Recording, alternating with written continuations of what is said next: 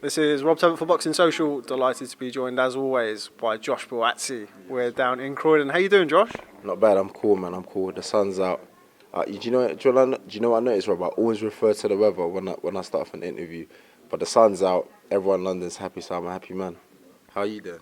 I'm very well, thank you. Very well. Haven't caught up with you properly for quite a while now. Saw you for your last fight, but haven't really seen you since then. What have you been up to?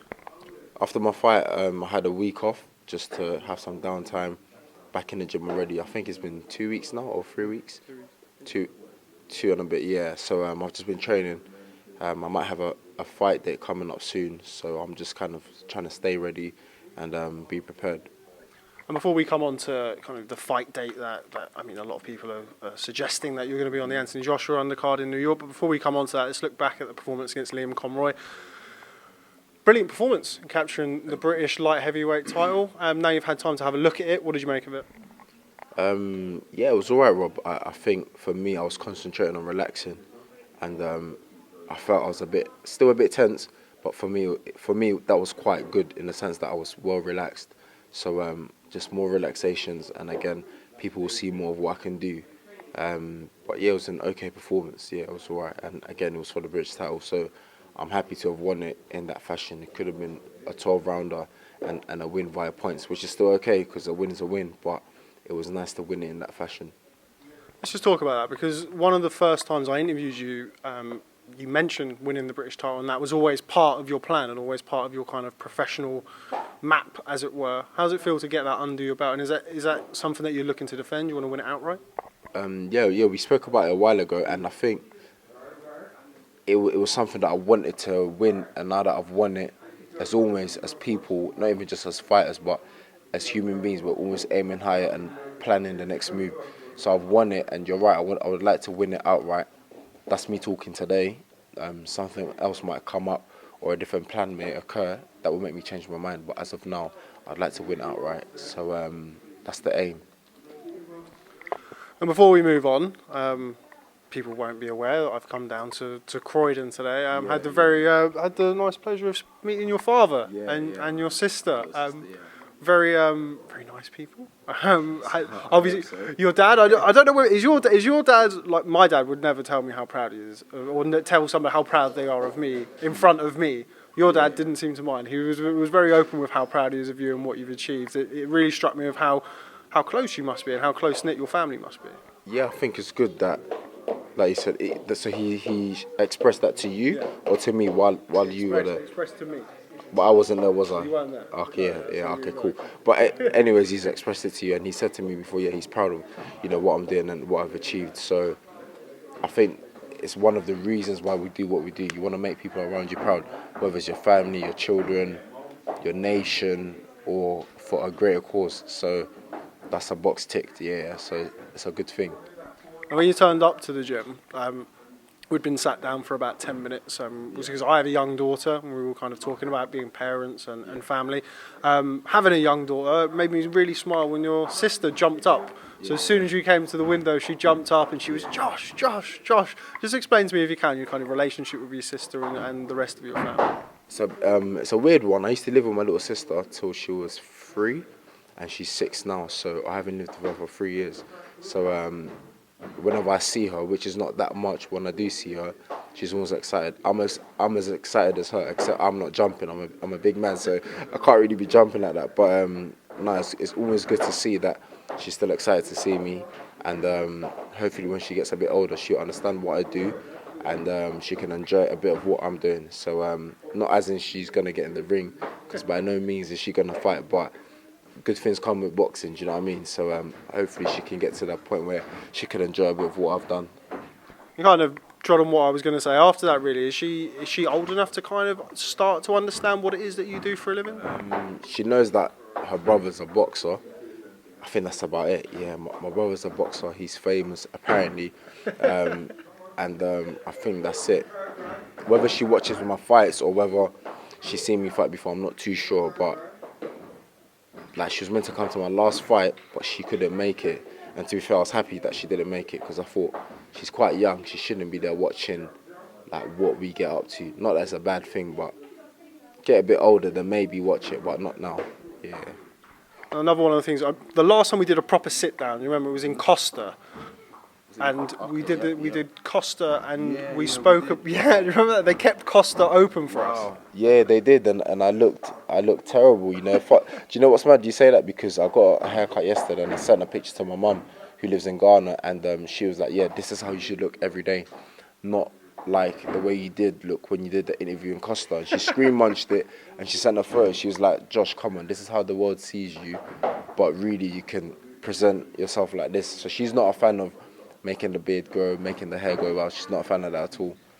Is she aware of why you do it? Because I know why you've done it, because I've asked you about it before, and it's kind of like you're in camp and you're focused. Yeah. Is she aware of that, or all mums are kind of like, yeah, but you look so much better when I can see your face? Exactly, she's very much aware of it, but she's saying no, show everyone how handsome you are, and they just like you to have a cleaner look.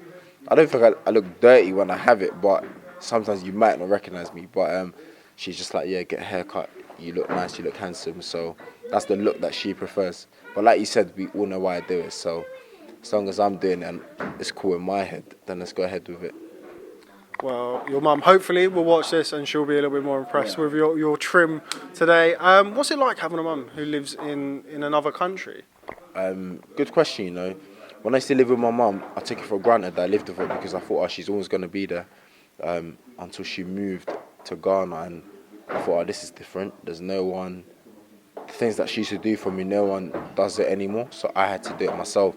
But it was good because she taught me a lot of things before she left, and her leaving meant I had to step up in some sort of way. So it was a good thing, and it's different, like I said, because the average person wakes up and either they talk to their mum via the phone or they live in the same building as their mum. So, but I don't, so it's a bit different. But I mean, I would say, funny enough, it's probably strengthened my relationship with her. Yeah, which is quite weird, unless it's because I've grown older, but it strengthened the relationship, so I'm happy about that. That is interesting. I actually stopped living with my mum when I was 12. So when I was kind of not even in my teens. Yeah. What do you miss about living with your mum or having your mum around? Is there a specific thing? I think it's a good question. I think it's just, you know what it is? It's just knowing that your mum, the lady that gave birth to you, that has unconditional love for you, that you live with that person. Because you see, like with me, I think I struggle to trust people, because you just don't know people's interest. And then when it comes to unconditional love, someone that loves you no matter what you've done or no matter what you've been through, I think the mum is the first person that I would refer to. So if I ever got into any kind of trouble or anything and it's really, really bad, I think the first person I would call to kind of talk to her about it would be my mum. So yeah, that's my reason. When I think of someone that's got unconditional love for me, then I'd say it's my mum. Is it better if I hold it, Rob? Cool. I'm really out of shape at the minute, so I have to keep changing arms. People are always commenting underneath like he's an arm switching master. Yeah, don't worry about me, I'm okay. But yeah, it's interesting you would say that, particularly about like not being trusting, because you're an open person, and from my encounters with you, you've always been very pleasant and very respectful. Where does that come from? Where does that is that since your profile has grown? Are you more wary of it now that you're kind of more in the public eye, or is it something that's always been there? Yeah, do you know what it is? I think as I've grown, it's something that I've been more conscious of. Been in situations as well where people you trusted have let you down. And you know what the maddest thing is, Rob? I've let myself down. So I always say to myself, if I can let myself down, how can I think that another human being can't let me down? That's just how I see it. But it's mad because a good mate of mine reckons something has happened in my life where, that's why you don't trust people, Josh. And I'm like, no, nothing's happened. I've had minor situations or a few situations where, I've been let down by people or I've let myself down. But I think it's from hearing the stories and hearing other people's experiences that, at one point they were at the heights of what they were doing and someone that they trusted or something that they put the trust into didn't work and it messed up everything. And you hear of boxers that, they boxed at the highest level, they made a lot of money, and then you look at them now and you're thinking, what happened to it? Like, you were at the heights of your career, at the heights of your profession. So like, where did it all go wrong? So it just makes me paranoid, and I'm careful, and I pray that that doesn't happen to any of us. That where you're at the heights of what you're doing, you've made money, and then years down the line, it's like you have nothing to show for it. So I think that's what probably scares me, like just making sure, and just making sure that everything is done accordingly. And if you could do something yourself, then do it. Don't trust someone else to do it, or don't let someone say, you concentrate on training, I'll look at this for you instead. Nah, always be involved, know what's going on. So that's kind of my mentality towards things. Yeah, it's interesting, kind of a look into your psyche really, and your way of approaching certainly people outside of the ring. Do you think that impacts on kind of your preparation in the gym? Because boxing is a lonely sport. I mean, whether you've got a gym full of gym mates and people who you've known and trained alongside for a long time, ultimately when you go in there, it's you against another fighter. Do you think that's helped you, kind of this lack of trust and kind of wanting to focus on things and keep things close to yourself? Do you think that helps you when you live in the life of a fighter? I think I wouldn't say the lack of trust has helped me. I think it's more like being comfortable as an individual, or let's say if you're on your own, being comfortable with that. Like, I'm cool around people, but I'm also cool by being around on my own. Like, I rang my mum yesterday just to have a quick chat with her. She's like, what are you doing? I said, I'm going to Nando's. No, sorry, I was at the cafe yesterday eating some food. And she's like, what are you up to? I said, I'm just in the cafe eating. And she was like, are you alone? And I was like, yeah, I go out to eat alone on my own. Like, I'm good around people, but sometimes I want to be on my own. Like, I like my own space. And I think boxing, like you said, you have to do things alone. You can be around a team, around someone or anything, but you have to physically do the work. So that same mentality of being comfortable on my own, that's the same approach that I have towards running, training, strength and conditioning, whatever. I don't mind doing things alone. And I believe in this journey, you have to go alone. There's a saying that says, if you want to go far, go with people, and if you want to go fast, go alone. Whatever the saying is, I don't really know it too tough, but I believe in doing things alone. There's a team that works around me and that supports me, but like you said, boxing is such an individual sport that you have to be prepared and you have to be true to yourself. What do you do when you're away from the gym or when you're away from camp? What do you do to unwind or to relax? That's a hard question to ask any athlete, because it's like, what do you do other than boxing? And then it's like, we haven't got any answers. But for me, I'm trying more now to spend more time with family. So my little cousin, she's been stalking me all week because the kids have got 2 weeks off school. So I've been going out with her every day. I've got some time off, so has she. So I'm making sure that I spend some time with her. I read a quote, I think it's from that film, The Godfather, and it says, a real man kind of looks after his family or spends time. A real man cannot be a real man unless he spends time with his family. That's the quote, Rod. Big up yourself. Do you know what I mean? So even stuff like that, I'm learning and I'm trying to apply it to myself and to my personal life. Because sometimes with boxing, you can get busy. I'm rarely at home. I'm in Sheffield, I'm in London, I'm in and out of the house. But that same activity, that same activeness out of the house is what got me here, because you can't lay in bed all day and think you're going to be successful. No, you have to be out there doing what you have to do, doing whatever hustle it is that you're into. Not just athletes, but whatever it is. I always say to people, man, you can't be in bed or be inactive. Be active, go out there, don't be scared to fail. That's the thing about me. Like, I would do something, not knowing whether it's going to work or not, but I will give it a go. If that doesn't work, that's cool. I'll try it again. I'll use a different method and I'll just keep trying it over and over again. But stuff like that is time consuming, so I'm rarely at home. And from when I started the sport, I was always out of the house, running, being at the gym, being around people that have aspirations to make it in the sports industry. Do you know what I mean? So that's what it's all about, just being active about what you want to do. Don't stay inside and plan till you fall down. No, plan, get out there and make it happen. So yeah, I'm always active. So to have some downtime, I spend time with my family. I go out to eat. I like to travel a bit. And you're laughing because I said a bit. But yeah, basically after every fight, yeah, I like to get away, have some downtime, be away from England, be away from everything, just to be in a different country and in a different headspace mainly. So those are like the three main things that I do. Yeah, I'm laughing because seemingly every time I try and get an interview, you're either going away, coming back, already out of the country. Yeah, where's your favourite place to travel? Where is there one place that sticks out for a culture point of view, or something that you just had a really good time there? Is there any in particular place?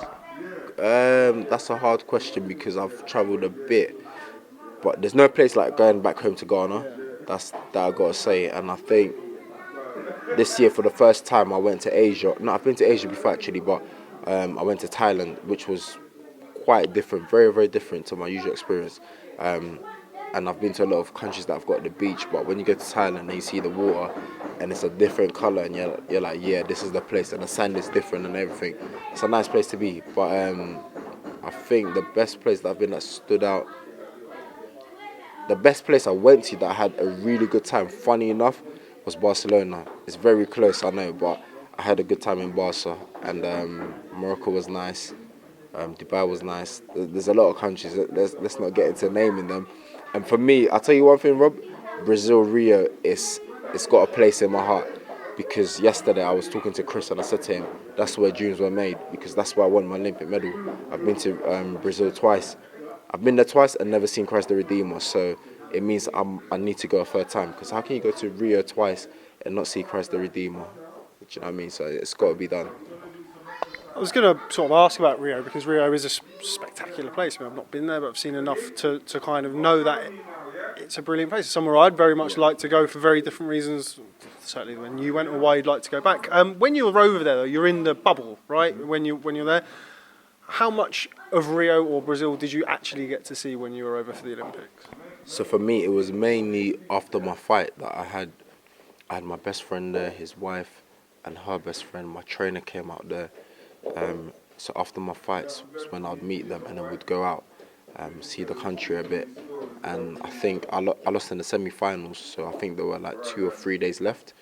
And I obviously wasn't boxing, so those were the few days that we got to actually see the country a bit. And I had the closest people with me out there, so for me I had a good time. The first time I went was for the Olympic test event, and I specifically chose to go because I said, you know what, you might not actually qualify for the Olympic Games. So while you can get a trip to Rio, Josh, for the test event, take it. But we know what happened. Like I went to the test event, got a gold, went to the actual Olympic Games, and then I got a bronze. So I'm grateful for that. Talk to me about Croydon. It's not a place that I come to an awful lot purely because I just don't end up coming here. Why are you laughing? I thought you had a different reason, but I like Croydon, man. This is the first borough in London that I came to when I came to England. So I've got good things to say about Croydon. Yeah, good things. And there's a lot of positive things happening. A lot of artists that are coming out of here. A lot of talent is coming out of Croydon. So I'm happy and proud to be one of the talents coming out of this borough. And Croydon, as people may not like to admit, is the capital of London. So we know London's the capital, but when you want to know where the capital of London is, it's Croydon. This is the place. So you're in a good place, man. In a good place. I do like it. It's one of my favourite places to come. I'm just not really down here that much. Where else I like to go? I like to go to Hackney. Hackney's a nice place to go to. Yeah, it's nice. What was it like? I know I've spoken to you about this before, so I kind of want to get into the Costa Coffee interview mode that we did, but we've spoken about that. So it's not talk about kind of growing up in Croydon, but how is it for you now? Because you are somebody whose profile is skyrocketing. I mean, you're too humble to admit it, I'm sure. But what's it like being in Croydon now? Are you kind of mini celebrity status? Is that kind of I know you're very humble, and I know you would never admit that. But what's it like? I think now it's different because I go to places and I'm around areas where I used to go as a kid, and I think, oh wow, it's different because they might recognise you, or like you might not have to pay for certain things because they've probably read about you or something. But it's nice, man, and it's different as well because I see the younger kids going through high school, college, and I'm thinking, I remember getting on that bus, packing up that bus with all my mates, going to the chicken and chip shop, going to Morley's, big up Morley's. It's a shop that only exists in South London, but that's the kind of food we all grew up on, chicken and chips. And if you had £1, you had the ticket. You could get a lot of chicken and chips with £1, believe it or not. But yeah, man, like for me, it's just I see people doing what I used to do, and I'm thinking, okay, you learn from it. Like the other day, a little incident happened in the shop, and I stopped the guys and I was like, how old are you lot? And they're like, oh, we're 15. And I kind of had to laugh it off because I said, you know what? When I was 15, I was probably doing what you were doing, so I had to kind of laugh it off and not be too serious about it. But Croydon has built me, man. I've learned a lot of things from this borough, and like I said, I'm just happy and proud to be one of the talents coming out of here. And one of the things that your dad said before you turned up was kind of how important he feels it is, or it was, that you have a real sense of knowing your roots and knowing where you're from and having that shape you as you grow up. Just talk to me a little bit about that, and why has that been significant in kind of making you the person that you are today? So it's been important because I grew up in Ghana, and I think you see like a different way of life, and then you come here and then the life's different as well. So it's important to remember that, you know, you've got an opportunity in this country, one that you may not have had if you were still in Ghana. So for me, it's important to remember that, you know, I've got an opportunity, whether it's boxing or whatever comes out of boxing. So it's so important that I make the most out of it. And even in boxing, like as an active fighter, you might be relevant for, let's say, 2 years or so. I mean, not 2 years, 10 years, however long your career lasts for. So it's good to make the most out of it. But yeah, remembering where I've come from and the opportunity that I have is important. To forget where I've come from or where I came from is like, it would be the biggest crime, because I'll take things for granted, and I'm not in a position to do that, not at all. Everything that's available, I must take advantage of it. Do you know what I mean? So hopefully I feel I'm heading the right way, but I'm grateful for everything as well. It comes with hard work, but I'm grateful because everyone works hard. And this is another theory that I believe in. Everyone works hard, but not everyone has the same opportunity. Because I think about people in other countries, they're probably working harder than myself, but they haven't got the opportunity that I've got or other people have in this country. So it's up to me to make the most out of it. I think that's well said. One thing that I am keen to talk to you about, you're a very different person in Fight Week. I don't know if you knew that. On Fight Week. Okay. On Fight Week, you're quite different in Fight Week. You're always very relaxed and very humbled, and you're always very focused. Yeah. But during Fight Week, there's something a bit different about you, where you become very, very lasered in, I think, from my experiences with you. Lasered in, not lazy. Oh, wow. Not lazy. Just explain that. Is that something that's conscious? Do you have to flick a switch, or is it something that just kind of builds up over the period of time of camp, and then when Fight Week comes around, it starts to just naturally happen? Yeah, I think most fighters are like that, in the sense that we've been training for weeks for a fight, and then Fight Week we're like, yep, we're almost at the finish line. So everything kind of like zooms in or lasered in, like you said. So I kind of start to zone in and zone in and zone in, and when we get to that place where all I see is the opponent I'm fighting, then that means it's time, and it's close. But I think every fighter is like that, Rob, because when you're doing all the talking with the media and everything, that's all easy to do, but the only reason why you're here is to fight. So I always try to remember that, you know, yeah, I can talk to the media, I can do this, I can do that, but when Saturday night comes, it's showtime. We have to fight, we have to perform. So that's kind of what I concentrate on. I'll laugh with all my boys and everyone, but the moments my hands start to get wrapped, then everything for me is cut off. I might laugh in between, but I mean, I'm thinking about the guy that I'm about to fight in an hour or so. Yeah, I think it's important to point out it's not like a pronounced shift. You're not just very relaxed till one day and then start turning into an idiot the next day. Yeah, it's quite difficult to explain. It's something I've been around you quite a lot for several of your professional fights during Fight Week, and it is something that I do notice. Another thing that I've been told and spoken to, we've mentioned him briefly, Chris Lloyd, who I know has known you very, very well and for a very long time, says about before you go into the ring, and as I understand, you have your pastor in the dressing room. Just explain that for me and kind of tell me about how that. I think he described it as kind of spiritual.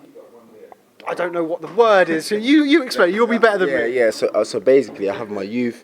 So this guy's a good friend of mine, Kevin. He's a good friend of mine, a big brother to me almost. So I stay with him on Fight Week, and as the days go on, we're just kind of just depending on God and praying to God and asking for God to help us or to help me as I'm the one that's gonna fight. And it's just like reminding me of things that I may or may not know. things that are written in the Bible, because that's what we read, that's what we go through, that's what we believe in. So it's just like having him around to say, Josh, remember, God will not forget you, like God will not forsake you, just stuff like that.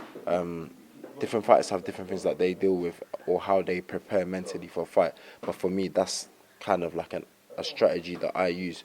Not a strategy, but to say that, people think, okay, Christianity, church, worship, but they don't see how it kind of fits into someone that's a boxer or a fighter, because they probably don't know that there's scriptures or there's writings that talk about fighting, or that kind of relates to men that were not fighters, but that were at war or defeated people via fighting or anything. So I have him there just to kind of help me to pray, because sometimes if you're dieting, your mood changes, or I'm just too lazy, or I'm just thinking about the fight.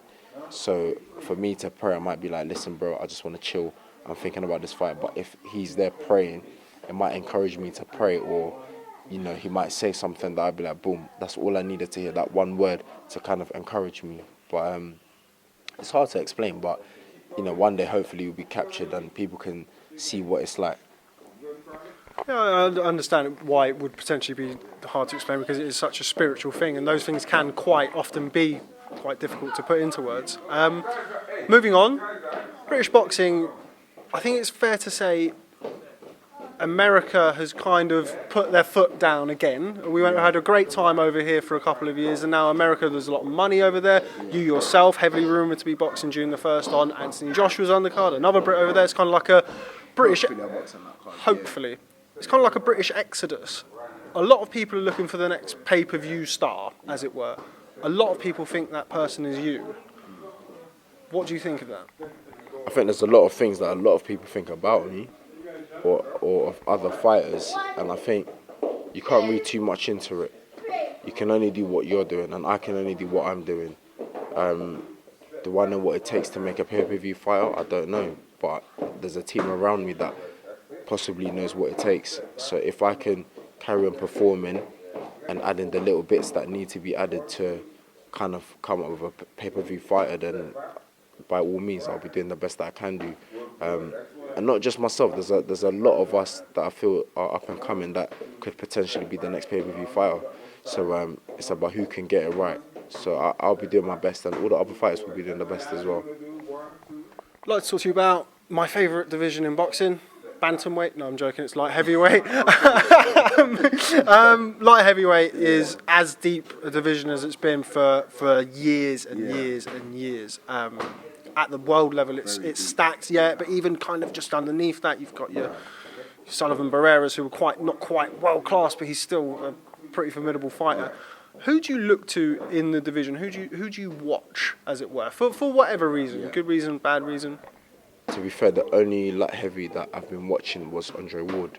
He's retired, but I would still flick up his fights and watch a bit of what he's doing. Do you know what I mean? But in terms of current light heavies that are active, there's none. I only watch myself, to be fair with you, as a light heavy that's performing and active right now. I watch other fighters in different weight categories, but the most recent light heavy I'll say is Andre Ward. I probably should be watching those that are active right now, but yeah, I like Andre Ward's style, so that's kind of who I would say, if I went onto YouTube, that's the first name I'll type in. Is there, in your head, kind of a number one in the division? Take yourself out of it. I say very, very humble man.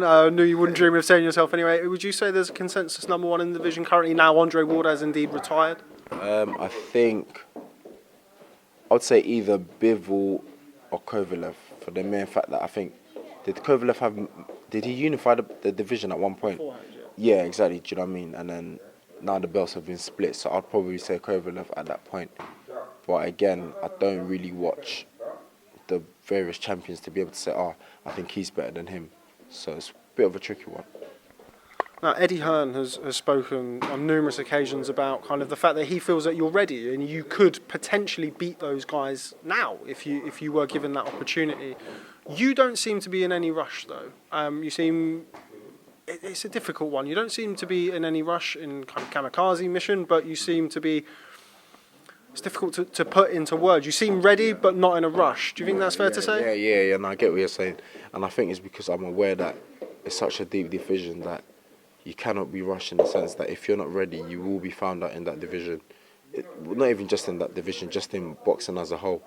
But I'm very aware that my division is very deep, very, very good world-class fighters in it, and I feel I should learn as much as I can before I have those tests, and my trainer will guide that, and I believe I've got the right team around me that will make the right moves and to fight the people at the right time. So, like you said, Rob, man, it's a deep division, and I think if you're rushed, you'll be found out. So I need to make sure I'm learning as much as I can so that when it comes, I'll be ready. I speak to a lot of trainers, a lot of which have had you in their gym or have been to your gym and watched you spar. They all have nothing but good things to say about you. I wouldn't just say that if it wasn't true. I'd keep that completely off camera. How much do you think we've still got to see from you? How much more do you think we've still got to see? Because a lot of people say, we've seen him in the gym, we've seen him do this, but ultimately on fight night you're getting in there and you're knocking guys over relatively quickly and you're not really able to show the full arsenal, as it were. How much do you think you've still got to develop and show? There's a lot more, Rob, a lot more to show. My last fight I was happy because it went 3 rounds and my shape was still okay. I was still flowing with punches, I was still able to hit with good power. But I always remember what Nigel Benn told me when I met him a few years ago. He said that, if you can get them out of there in the first round, then do it. Because the hard fights will come where you probably will go 12 rounds. So for me, if I'm getting people out of there early, no problem. If it goes the distance, no problem. But there's a lot more to show. Because obviously in the gym, I'm doing more than 3 rounds, more than 1 round. I'm doing 10s, 12s. So the very few coaches that have seen me there saying that, he's a good fighter, but people haven't seen me do it in a fight, so there's still a bit of a question mark, which is only right. You can only make a judgment on what you've seen. You can't just make assumptions. So it's fair to say, people are kind of curious to see whether there's more or whether that's it. But I'm very early in my career. I haven't even been a pro for 2 years yet, so there's a lot more to show. Just final word on the light heavyweights. I think it's fair to say you're probably expecting me to ask about Anthony Yarde versus Sergei Kovalev. Despite the best efforts of people such as myself, you and Anthony Yarde have, I think it's fair to say, professional respect. There is certainly a respect between you guys, even though you could well fight each other. It's a fight I'd love to see and a lot of other boxing fans would like to see. What do you make of that fight? Anthony Yarde versus Sergei Kovalev. By all intents and purposes, it looks as though it's going to happen. Just your thoughts on that. So to go back, I would echo what you said. There is respect. I respect everyone. The thing with Yarde is, I think it's just the fight that people want to see. So people always say, "Oh, Buatsi Yarde." All right, that's cool. But I wouldn't say I've got anything against him. I don't know the guy that well, but I'm sure he's a cool guy. So there is respect there for sure. And as we both know, we would fight each other. We're fighters, so we'll do it. Him versus Kovalev, I think his team will only take that fight if they feel their man would win. So if it's gonna happen, then that means they believe they would win. Whether that's going to be the result or not, I don't know. But I think they'll only take it if they feel it's the right timing for them. So we have to wait and see. I don't know what's happening with it as of now, but is it still happening? Is it not? I'm not too sure. But I think, like I said, if they take it, then that means they think they'll win that fight. I think Bob Arum told Boxing Social actually yesterday that apparently a deal has been done to go and travel to Russia actually for that fight to take place, which surprised me considering kind of the sounds that have come out about that fight, about it having to be over here. Yeah. Would you be averse to travelling in your career in the future? I know you travelled around as an amateur. Would that be something that would interest you if the right fight came up? It would. I would travel because I think if you want to win, sometimes you have to go out there and get it. And if you truly believe you will be that person, then you have to. But I'll take a step back and say I haven't been in that situation yet, so it's hard to comment on it. Yeah, you're right. As an amateur, I travel around the world. I beat people in the backyard, whatever you want to call it. But as a professional, I'm yet to do that. But I'm guessing pro boxing, there's a lot more to it than just simply going out there and fighting. So again, it's a calculated decision that they have to make. And if they're prepared to go out there, then salute and respect to them. And I wish them all the best. Now, you're somebody who always comes across, as I say, as very measured, quite methodical in kind of your thinking and the way you approach your career. Somebody who... Why do people think that? Why do they think you're methodical? Yeah. I think you don't waste words, in my opinion. I think every time you speak... I'm just but what I mean by that is plenty of people talk when they don't have anything to say, and you can kind of tell. Whether we're having a conversation about, being in Croydon or your family, I think everything you say is quite measured. Okay. You don't look like you waste energy, unnecessary energy, whereas some people can do that in the past. Not saying that he does waste unnecessary energy, but where I was going with that is somebody who's quite different to you at times. Your old gym mate, Lawrence Okolie. He's apparently going to fight for a world title. Going to box Dennis Lebedev for the WBA Super. It's a bit different. Lawrence is Lawrence, and he goes about his business the way he goes about his business. But what's that like for you, seeing somebody as well as you do Lawrence kind of go about his business in that way?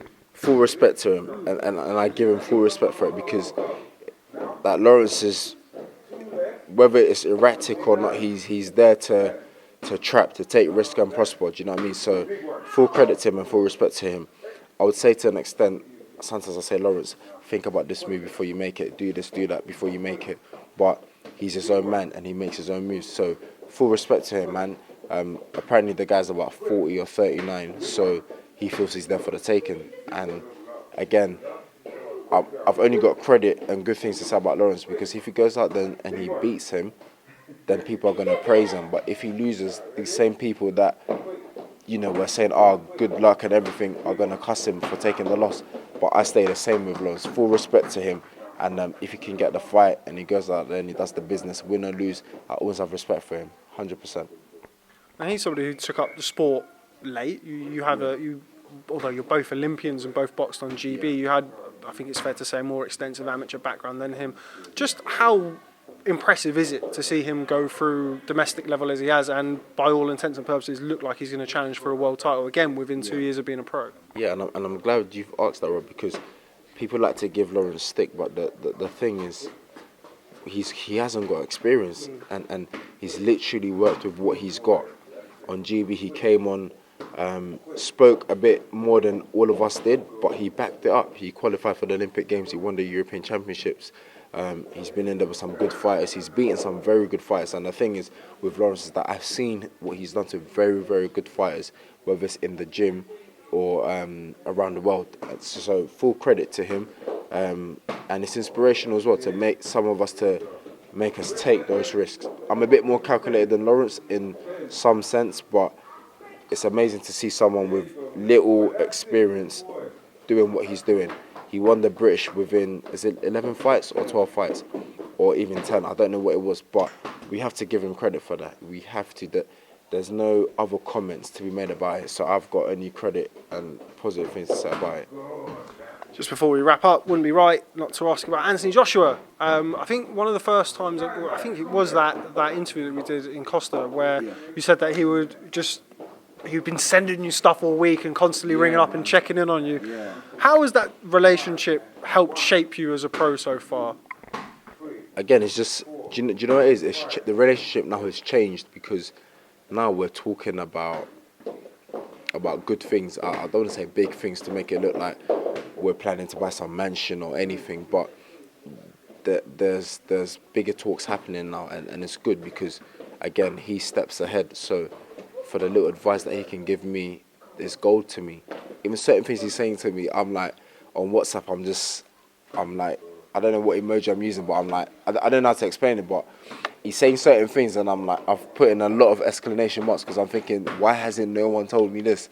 And I'm just emphasizing, that's the word I was looking for, I'm just emphasizing how grateful I am and how much knowledge he's telling me. Because I'm thinking, well, why has this person not told me this? But he's just there dropping knowledge on WhatsApp. So I'm grateful for it. So it's like a different relationship now. And again, I'm just learning loads. And I always say to him, once in a while, I'll step aside and I'll say, Josh, thanks for this opportunity, or thanks for the knowledge, or whatever you're telling me. Because it's one thing people telling you it, but if someone has been there and done it, then you listen more, because you're like, oh yeah, he's been there and he's done it. So that's probably the best thing about having him as your manager, your advisor. Without getting yourself into trouble, What's the worst thing about having him as your manager? What's the worst thing? People always ask, "Oh, you know, AJ's fighting, blah blah blah. Is he gonna win?" And I'm like, "Yeah." Like, and they might be like, "Oh, you're only saying that because you're part of the same team as him." But I'm like, "No, I genuinely believe he's the best heavyweight in the world. Like, no doubt about it." So there's nothing bad that comes with it. I don't think, anyways. But I don't think there's nothing bad with it. But I genuinely believe he is the best heavyweight in the world. Full stop. I didn't expect you to say there was anything bad about it. I'd imagine it would be quite a happy life being managed by Anthony Joshua. What do you make of the last few weeks really, but few months, the whole Jarrell Miller stuff? We started to see a little bit of a different side to him. Took exception to a lot of things that Jarrell Miller said. He's got a lot to say for himself as Big Baby. Do you get to see that side of him? Has there been a noticeable shift in him since kind of the announcement of that fight and the trash talking? I feel, you know what it is, right? I feel that everyone's got a dog inside them, or everyone's got that side to them. We all obviously, you know, like control it and you know, you're quite careful how you carry yourself. But I think, you know, Miller's probably pushing certain buttons, so you just have to let them know that, yeah, I'm a nice guy, but there's also this side to me. And that's the thing, like, I think be nice to people, but always let them know, man, we can all change it up when we have to. And when we get in that ring, that's the best time to demonstrate and to show you what this is all about. So, but I think the real skill and key is knowing how to control it. Certain people don't know how to control it, so they're always wild. But if you can control when you're wild and when you're not, then I think that's the skill and that's the key. Just final one before I let you go. I do appreciate your time here today. What update can you give me, if any? I'm sure you're not going to be able to just yet because I'd have heard it from elsewhere if there was an update. But your return to the ring, as I say, a lot of people, myself included, really expect to see you on June the 1st in New York. Yeah. Any update on that? So yeah, Eddie announced, you know, after my fight that, you know, the opportunity is there. There was a few checks that I had to do and a few people to confirm with, and I think by the end of this week or next week, I'll probably know. So hopefully June the 1st might be a possible date. But if not, we'll look at a later date. But again, nothing's 100%. So stay with me, people, but I have a date for everyone soon. Okay, well, Joshua Buatsi, always a pleasure to sit down with you. Glad to catch you while you're still in the country for once. Thanks very much for speaking to Boxing Social, and I look forward to catching up with you soon. Hopefully in New York. Yeah, for sure. Hopefully in New York, man. But I have some news for everyone soon. Nice one. Cheers, man. That was great. That was brilliant.